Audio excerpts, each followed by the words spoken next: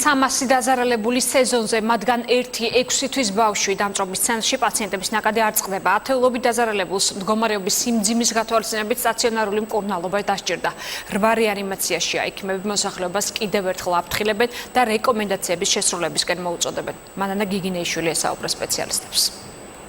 ეს კადრები მოამბემ დღეს შუადღის 3 საათზე გადაიღო. დღის ამ მონაკვეთში მზის გულზე ახალგაზრდების გარდა ბევრი ბავშვიცაა. მოქალაქეები გვიყვებიან, რომ მიუხედავად იმისა, რომ კანის დაზიანება მზისგან ხშირად მიუღიათ დასასვენებელ ადგილებზე, მაინც მთელი დღე რჩებიან. ბევრი ხმარობს რუჯის საწინააღმდეგოსაც, დამცავსაც, მისაღებსაც.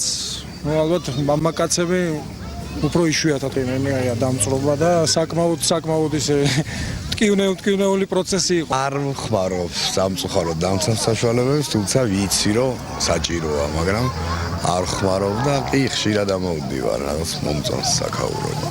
მზისგან დამწრობის შემთხვევით სამედიცინო ცენტრს სეზონის დაწყებიდან უკვე 300-მდე მოქალაქე მიმართა. ეს მაჩვენებელი გასულ წელთან შედარებით გაზრდილია. დამწრობის ცენტრის ინფორმაციით სტაციონარული მკურნალობა 30-ს დასჭირდა. რეანიმაციულ განყოფილებაში კი 8 ადამიანის განთავსება გახდა აუცილებელი. კლინიკაში მიიყვანეს 6 თვის ბავშვიც, რომელიც მშობლებს შუადღეს მზეზე ჰყავდათ. ძალიან გული მწყდება, რომ ამ პაციენტთა რიცხვში პატარა ბავშვებიც ხვდებიან, ეს არის სუფთა გაუფრთხილებლობა 95% ზემოჩამოთვლილი პაციენტებიდან რუჯის მიღების მიზნით იღებს ამ მზით დამწრობას, თუმცა არის შემთხვევები, მაგალითად მეთევზეები, თევზაობის დროს. დერმატოლოგები მოქალაქეებს ურჩევენ, რომ მზის აბაზანების მიღების დრო თანდათან გაზარდონ. რუჯის მიღების დასაწყისში კი მოიხმარონ ძლიერი დამცავის საშუალება. ყურადღება მიაქციონ კანის ტიპსაც. ეს უნდა იყოს კანის ხილულ ნაწილებზე, მაგალითად სახეზე, მკლავებზე, უნდა იყოს მოხმარებული მზისგან დამცავი კრემები